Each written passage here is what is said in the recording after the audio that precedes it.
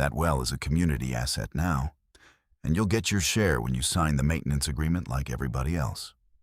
That was Diane Foss, president of the Cedar Hollow Homeowners Association for 9 years running, standing in my driveway in white capris and a pink blazer, while a man in a borrowed county vest closed the valve on a pipe she did not own. The well she called a community asset sat on my land, fed my house and my hayfield, and had carried my family's name on the paperwork since before her subdivision was a soybean field. She had decided, without reading a single page of record, that my water belonged to her board.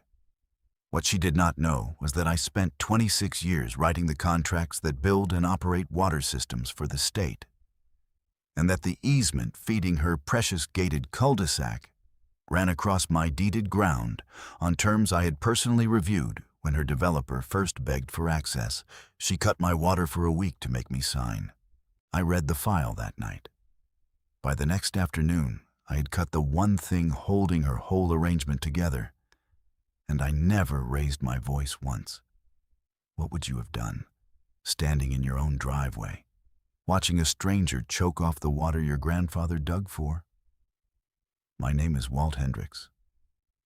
I am 62 years old, and for most of my working life, I was a contracts administrator for the Regional Water Authority, the man who drafted and enforced the agreements that let towns and developers tap shared sources without robbing each other blind. I retired 4 years ago to the place I grew up on, 11 acres of rolling pasture and a stone farmhouse at the dead end of Quarry Road, out past where the county pavement turns to gravel. My wife Carol and I bought my parents out of it in stages over 20 years.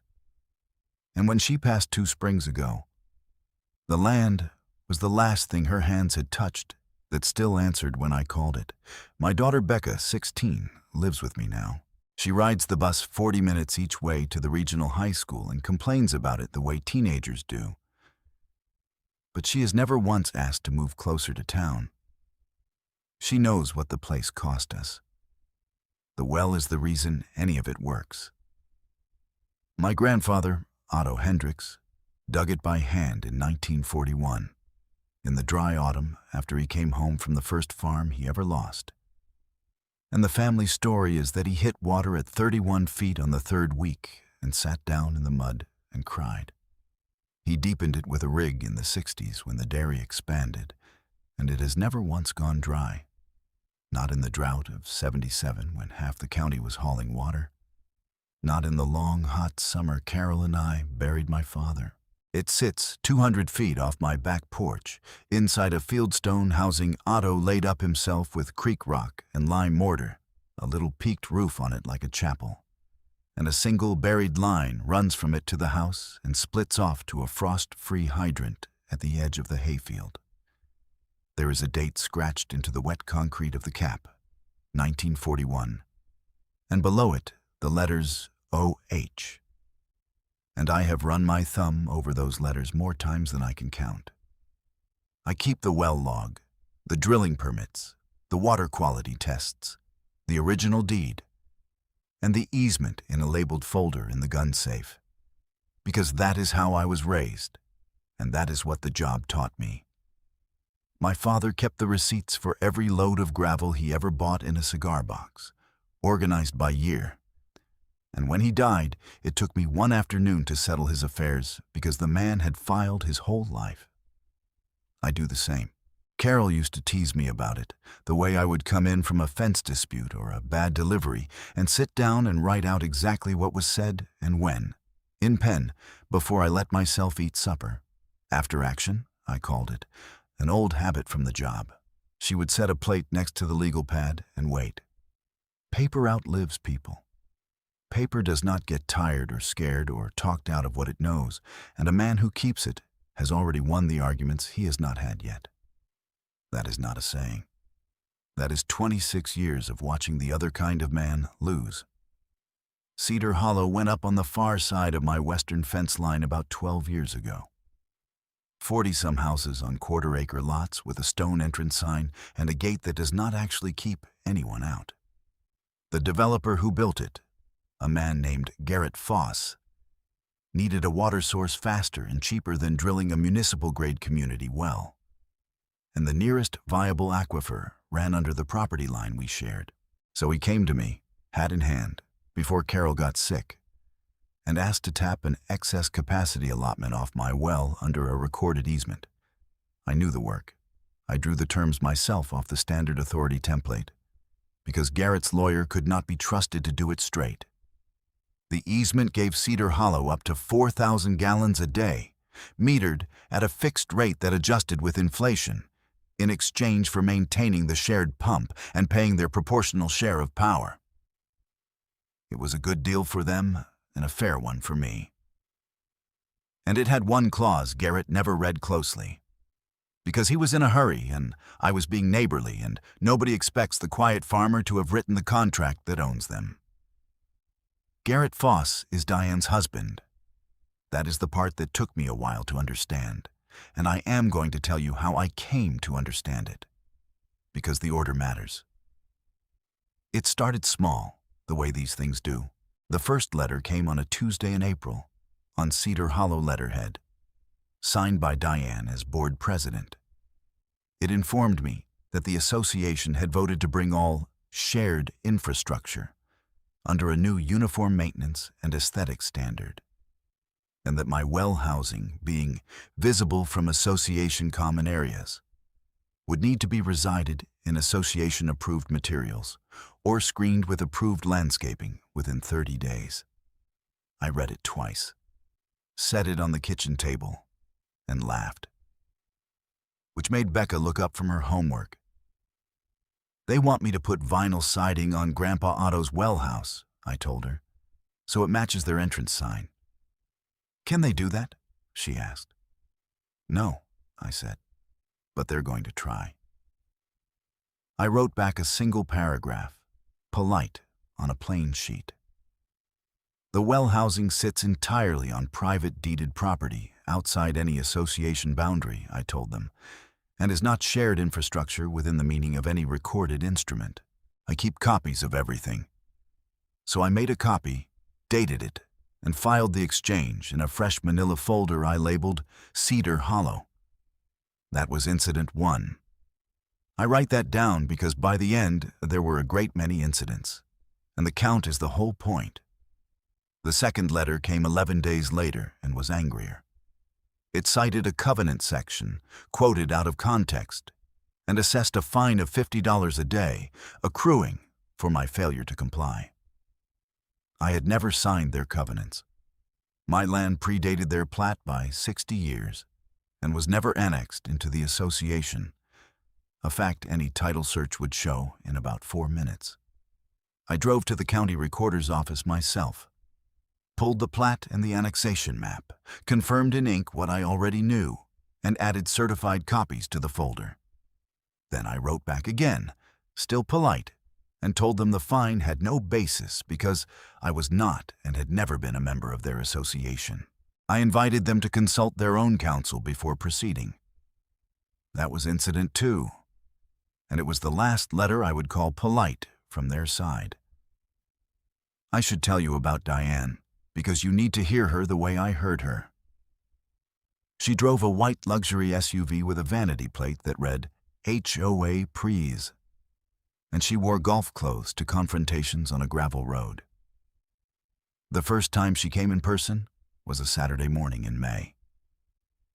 I was changing the oil in the tractor when the SUV rolled up my drive and stopped, and she got out in those white capris and a sleeveless blouse and pearls, holding a clipboard like a shield. "Mr. Hendricks," she said, in the voice people use when they have decided the conversation is already over. "I'm Diane Foss, president of the Cedar Hollow Association. I think you've been confused about the letters." "I don't think I have," I said. I wiped my hands on a shop rag and stood up. "This property is functionally part of our community," she said. "Whatever the old maps say. We share a water system, we share sight lines, we share property values. That makes you functionally part of our jurisdiction, and frankly, your non-compliance is dragging everyone down. She gestured at the well house with the clipboard like it personally offended her. That eyesore has to go. Functionally part of our jurisdiction.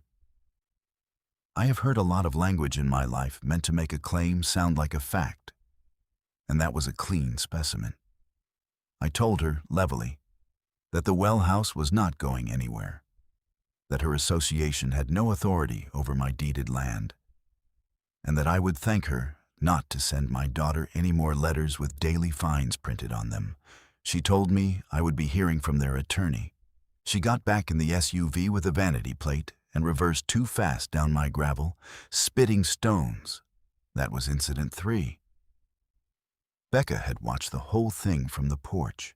She seemed nice, Becca said.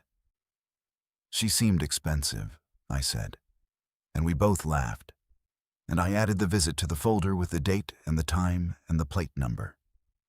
Because that is the discipline, and the discipline is what wins. Here's the thing I want you to understand before the staircase gets steep. I was not collecting these incidents to feel aggrieved.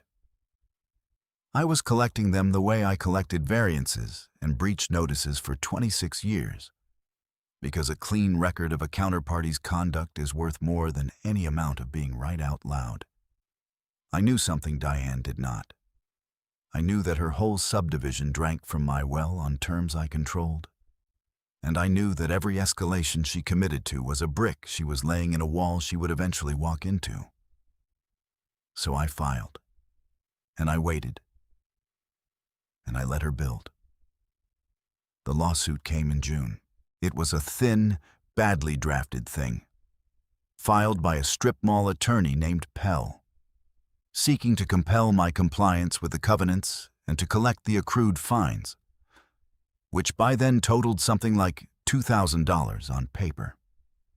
The complaint actually asserted that my property was subject to the association by virtue of shared community resources, which is not a thing that exists in property law, and cited the water easement as proof that I had voluntarily integrated my parcel into Cedar Hollow. That citation was a mistake, and a big one, because it meant they had finally looked at the easement, and they still had not read it. They saw that water flowed from my land to theirs, and assumed that made me theirs. They had it exactly backward. I forwarded the complaint to a real attorney, a woman named Susan Reyes, who had done title work for me before. And she called me back within the hour, half laughing. "Walt," she said, "they cited the easement as the thing that proves you're subject to them. Do they know what's in the easement?" "I don't think anyone over there has read past the first page," I said. "Do you want me to tell them?" "Not yet," I said. "Let them keep going." That was the moment the engine turned over, if you want to know. Not because I had a plan to destroy anyone. I did not. What I had was a career spent watching people lose because they litigated a document they had never read. And Diane Foss was about to teach a master class in it. Susan filed a simple answer denying every claim and asserting that my parcel was never annexed. And we let the case sit on the docket where civil cases sit, which is to say, nearly motionless, for months. Through the summer, the harassment got personal and creative. A man showed up in July wearing a reflective vest and carrying a clipboard, announcing he was there to inspect the shared water infrastructure on behalf of the association. It was a Wednesday, around 10 in the morning, hot already, and I was up on the loader greasing the joints when his sedan came up the drive too clean for the road. He got out and put on the vest right there by the car, which is the first thing a real inspector never does, because a real inspector is already wearing it. He had a laminated badge on a lanyard that he had clearly run off on a home printer, the county seal a little blurry, the lamination bubbling at one corner. "County water inspection," he said. "I need access to the wellhead and the shared distribution point." I climbed down off the loader and wiped my hands and looked at the badge. And then I looked at him. He had no county credential, no real authority, and no idea I had spent my life around inspectors who would have eaten him alive. I asked him for his certification number, the state license number every water system inspector carries and recites in his sleep. He did not have one. I asked who employed him. He hesitated, then said the association had sent him. I asked him to read me the statute that gave a homeowners association the right to inspect a private well, and he could not, because there isn't one. I told him, level as I could manage, that he was standing on private property without permission, that he had 30 seconds to be back on the county road, and that I would be calling the sheriff and keeping a record either way. And I lifted my phone and started filming. He left fast, gravel and all. I saved the video to the folder and to a backup drive, because by then I had started keeping 2 copies of everything, the way you do when you can feel a thing turning serious. That was Incident 7. The fake inspector turned out to be Garrett Foss's cousin, a fact I learned in October from a man who worked for him. And it tells you everything you need to know about how that family did business, that they could not even afford a stranger to do their bullying. In August, they came at my hay buyer. I sell first cutting and second cutting hay to a handful of horse people and a dairy 2 counties over. And it is not a fortune, but it matters, and it is mine. One of my regulars, a woman named Pat who boards horses, called me sounding embarrassed. She had gotten a letter, she said, from the Cedar Hollow Association, warning her that purchasing hay from my non-compliant agricultural operation might expose her to liability for supporting code violations. It was nonsense, legally, top to bottom, the kind of thing meant to frighten rather than convince. It scared Pat all the same, and it cost me her order that month. And when I added it to the folder, my hand was not quite as steady as it had been. They had reached off my land and into my livelihood. That was Incident 9. I want to be honest with you, because the calm is not the same as not caring. I cared. I lay awake. Still, I had learned the hard way that a man who answers harassment with his temper hands the other side the only thing they actually want, which is a story where you are the unreasonable one. So I filed it, and I called Pat, and I told her not to worry, that none of it was real, and that I would have her hay set aside whenever she was ready. She came back in September. People mostly do once the fear wears off. Around the same time, I had my one conversation with the law before the end. And it is worth telling because it shaped what I did. After the fake inspector, I had driven into town and filed a trespass report at the sheriff's office, mostly to have it on record. And a deputy named Cole came out a few days later to take a statement. He was maybe 40, easy in his uniform, and he had grown up 2 roads over and remembered my father. "Here's the trouble, Mr. Hendricks," he said, leaning on the bed of his truck in my drive. "A homeowners association files a complaint. We have to log it. Doesn't matter if it's nonsense. The system doesn't sort nonsense at the front door. What you can do is build the pattern. Every contact, dated, every letter, kept. You get enough documented incidents that show a course of conduct, and it stops being a he-said dispute and starts being something a judge or a prosecutor can hang a finding on." I asked him how many was enough. He thought about it. "More than you'd like," he said. "Harassment cases live or die on the count and the dates. One incident is a misunderstanding. A dozen with timestamps is a campaign. Keep filing." He looked at the well house, the little stone chapel of it, and shook his head. "My dad bought hay off your dad. This whole thing's a shame." I thanked him and wrote down what he said. And I want you to notice what he did and did not do. He did not take my side. He could not, and he did not pretend to. He told me the truth about how the machine works what would move it. And then he left it to me to do the work. That is what a constrained, honest officer looks like, and there are more of them than the cynics will tell you. He gave me a number to climb to, and I climbed it, one dated incident at a time. By then I had also started to understand the why of it, which changed the shape of everything. Becca, who was sharper than I deserve, had been poking around the county GIS portal for a school project on local land use, and she came to me one evening with the laptop turned around. "Dad," she said, "look at this. Cedar Hollow filed a development plan. There's a phase 2.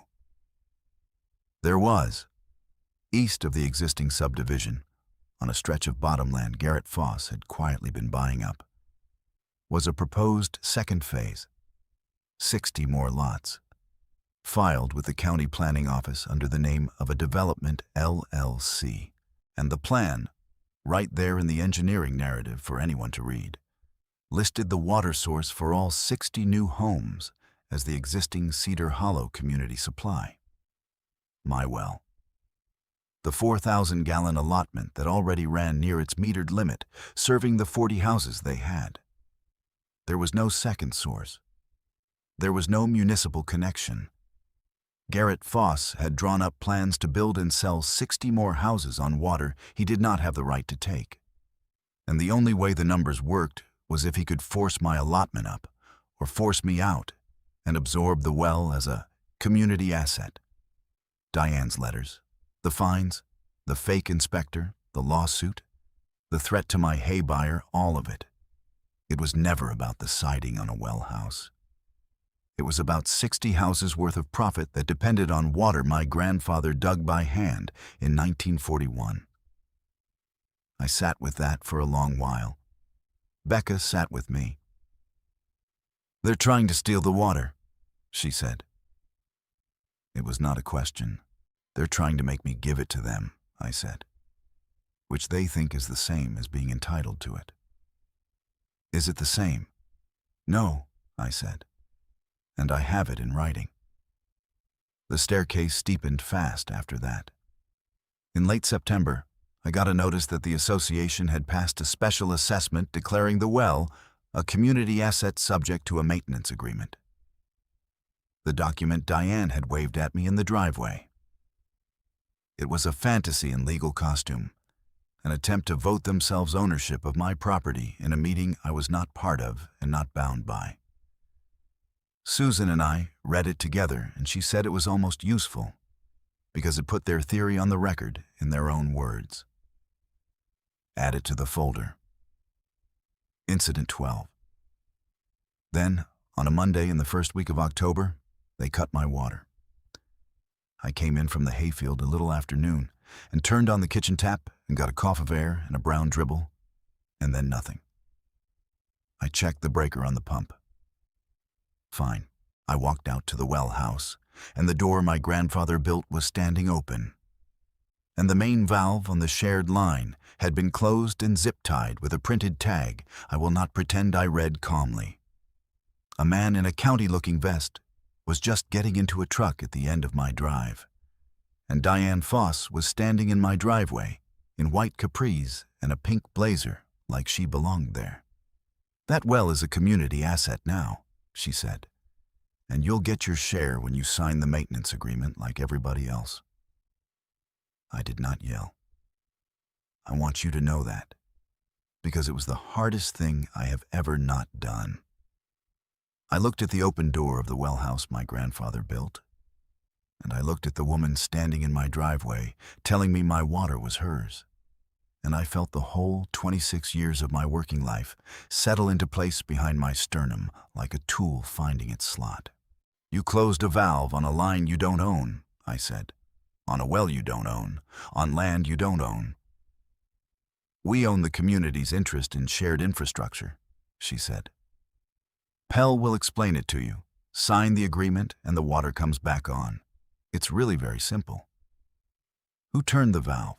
I said. "A contractor authorized by the board." "He's not county."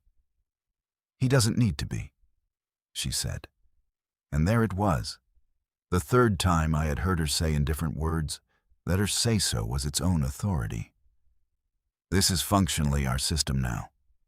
You're just the last holdout. I asked her to leave my property. She told me I would have water again the minute I signed. She got in the SUV with the HOAPREZ plate and backed down my gravel, and I stood in my dry kitchen and called Becca's school to make sure she had water there. And then I called Susan Reyes. And then I did the thing I do. The only thing I've ever really known how to do when the world goes sideways. I went to the gun safe, and I took out the folder with the deed and the well log and the easement. And I sat down at the kitchen table under the light Carol picked out. And I read. For a week we hauled water. I filled the stock tank and a row of 5-gallon jugs from the frost-free hydrant at the dairy 2 counties over, the one that buys my hay, loading them in the bed of the truck before dawn, so the day's chores had something to start from. The dairyman, a Dutch fellow named Voss, who has bought my second cutting for 9 years, would not let me pay for the water and stood there with his arms folded while I argued about it until I gave up. Pat let me run a hose from her place for the stock so Becca could shower at home without measuring it out of a jug. A neighbor named Earl, who has 80 acres on the other side of me and no love for Cedar Hollow, brought over a 400-gallon tank on a flatbed trailer the second day, backed it up to my barn, and said use it as long as you need, and would not take $1, and stood drinking coffee on my porch for an hour, telling me about a road access fight he won against the county in 1991. Word moves on a gravel road. By the third day, 3 people I barely knew had offered me water. And not one person on the Cedar Hollow side of the fence had said a thing, because most of them had no idea their board had done it.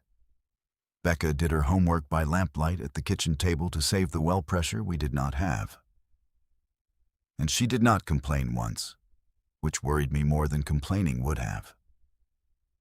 One night I caught her reading the easement over my shoulder, sounding out the clauses under her breath the way she used to sound out picture books. "What's a reversion?" she asked. I put my finger on the line. "It means the right to take a thing back," I said, "when the other side breaks the deal." "Did they break the deal?" "Read it and tell me," I said. And she did slowly, and when she got to the part that mattered, her eyes came up off the page and found mine. And she did not smile exactly. But something in her face squared up that reminded me so much of her mother.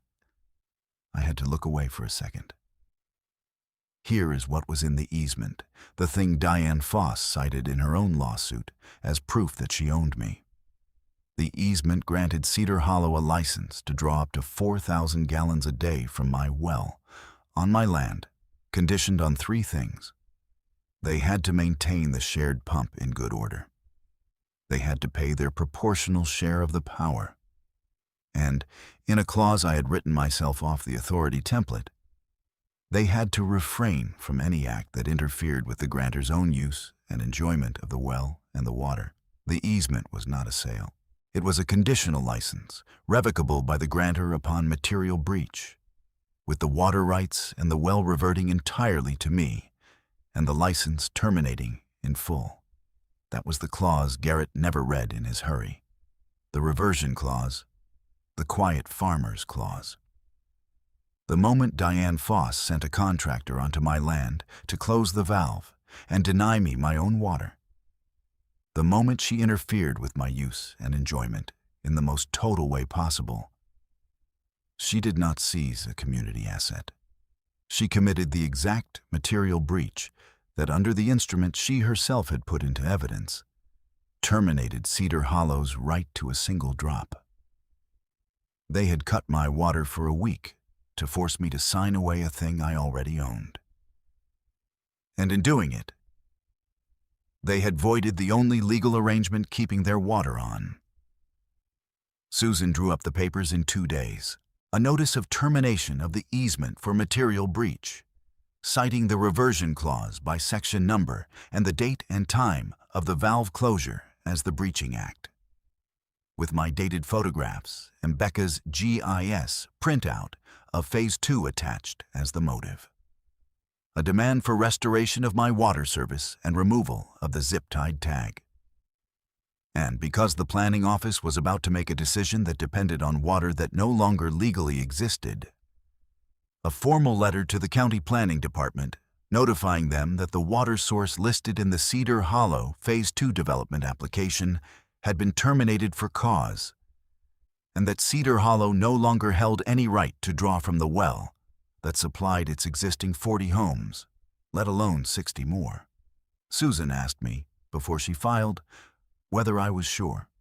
Cutting the easement cut their existing houses off too, eventually, unless they found a real source. They had a fair deal for 12 years, I said.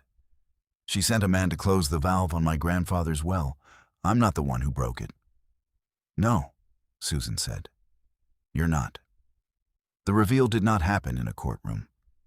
It happened on a Thursday afternoon in the second week of October at the county planning department, at a regularly scheduled hearing on the Cedar Hollow Phase 2 application.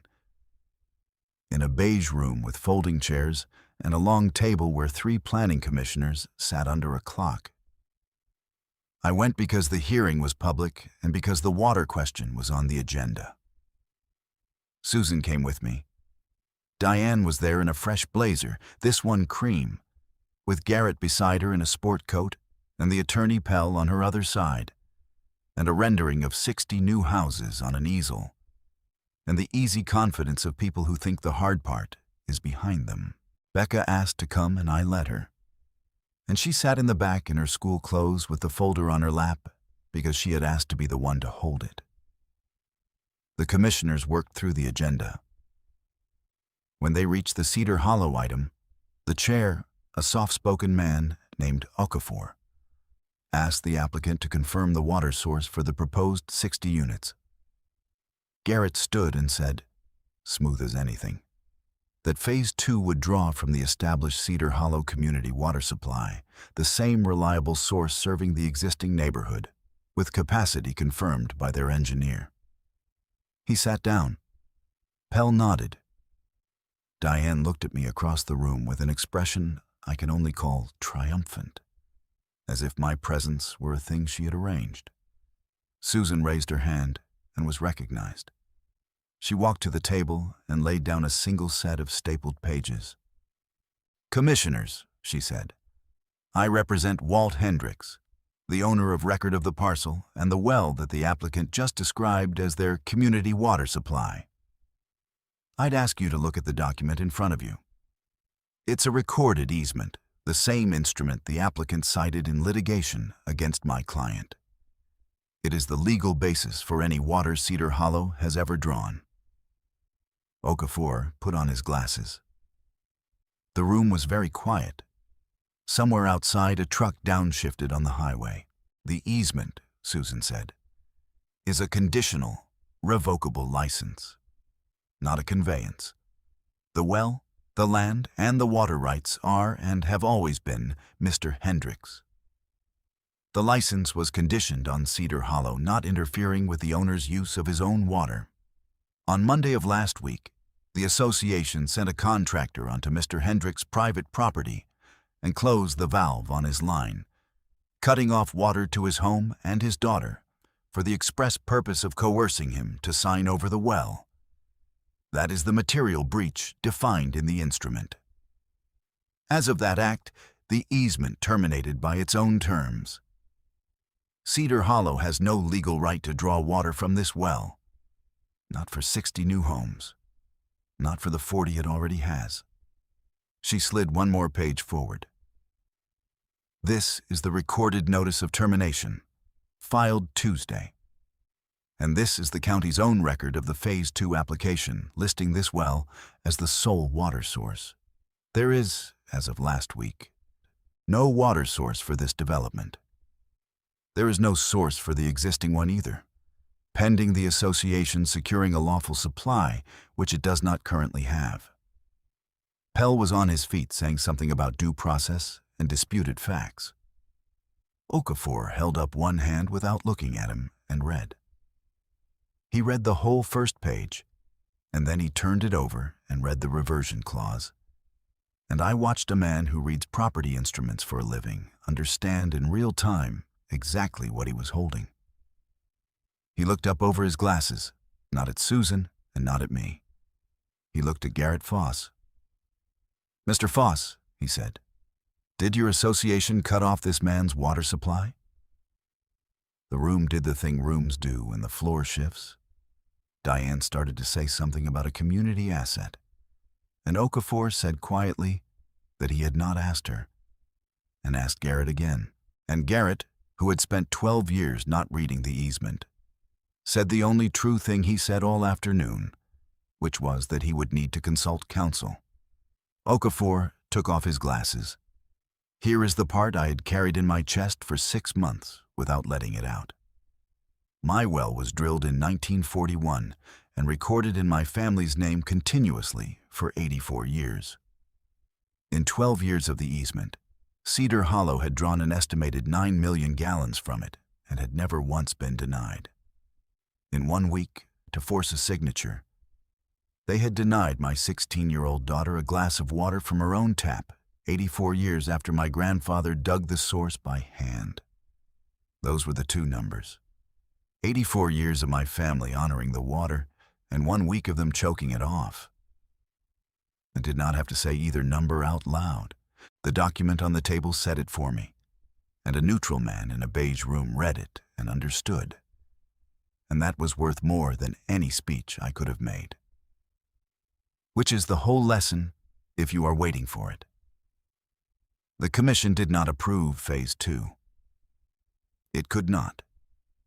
A development with no lawful water source is not approvable, and Okafor continued the application indefinitely pending proof of a secured supply, which everyone in the room understood meant it was dead. Worse for the Fosses, the existing 40 homes were now drinking on borrowed time from a well they had legally lost the right to use, which meant Cedar Hollow had to scramble at enormous cost to drill a real community well and lay new line. The exact expensive thing Garrett had built his whole scheme to avoid. The special assessment to pay for it fell on the 40 homeowners, who had no idea their board president had bet their water on bullying the farmer next door. Diane Foss did not survive that. There was a recall meeting in the Cedar Hollow clubhouse in November. I did not attend, because it was not my association and never had been. But Earl went out of pure curiosity and told me about it over coffee at my kitchen table the next morning, turning his mug in his hands. He said the room was full and ugly. He said Diane stood up in a navy blazer to defend the maintenance agreement and the special assessment, calling it a necessary investment in shared infrastructure, the same language as always, and that for a minute the practiced confidence almost worked. Then a man 3 rows back, a younger homeowner with 2 kids and a mortgage, stood up and asked her to explain, in plain words, why his water bill was about to triple, and why the neighborhood now had to spend the better part of $1 million drilling a well it had used for free for 12 years. And Diane did not have an answer. She started to say the word functionally, Earl said, and the room actually laughed, because by then everyone had heard the story of the farmer and the valve, and the laugh was the end of her. The honest answer was that she had tried to take something that was never hers, had broken the law doing it, and had bet 40 families water on it without telling them. They voted her out before 9 o'clock. Garrett's Phase 2 LLC quietly folded its tents that winter.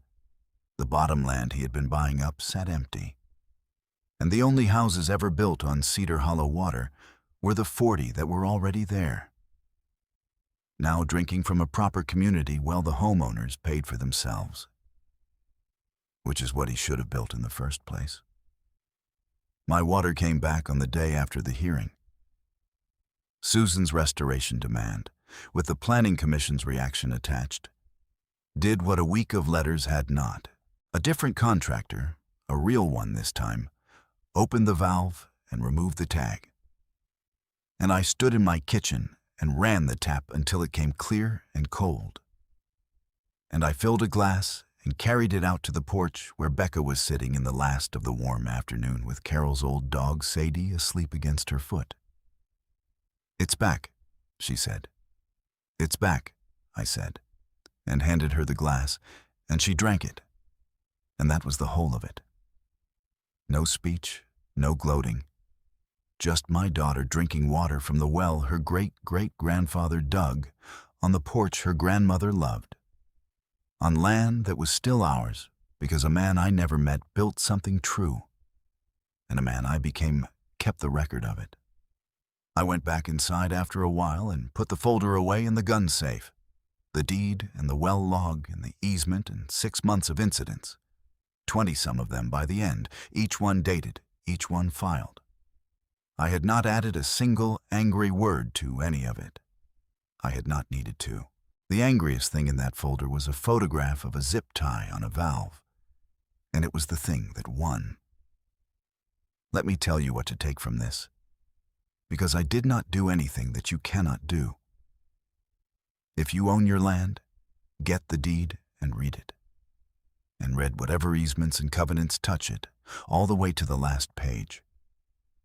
Because the people who want to take from you are betting you never have. Keep a folder. When somebody crosses you on paper, answer on paper, dated and copied, and put it away calm. Do not match their volume. Volume is what they want, because volume makes you the story. The record makes them the story. Walk your boundaries. Know where your lines are, and what your water does, and where it goes, and who has a right to it, and on what condition. And if you ever signed something, or somebody signed something to use what is yours, find out what happens when they break it. Because there is almost always a clause, and the clause almost always favors the one who kept the original. Verify before you sign, and never sign under a dry tap. They will tell you it is functionally theirs. Make them show you where it says so. They never can. If you have got a story like this, a clipboard and a vanity plate, and a fight you won with paper instead of anger, put it in the comments. I read them. If this kind of thing is what you came for, the calm kind, the kind where the deed wins, subscribe and stay a while. Next time, I am going to tell you about the retired surveyor down the valley whose HOA repainted his property line one weekend and moved a fence 11 feet onto his land, not knowing he still had the original section corner monument buried under his oak tree and 40 years of survey notes to prove it. That one ends at a county counter too. Until then, keep your records, walk your lines, and read all the way to the last page.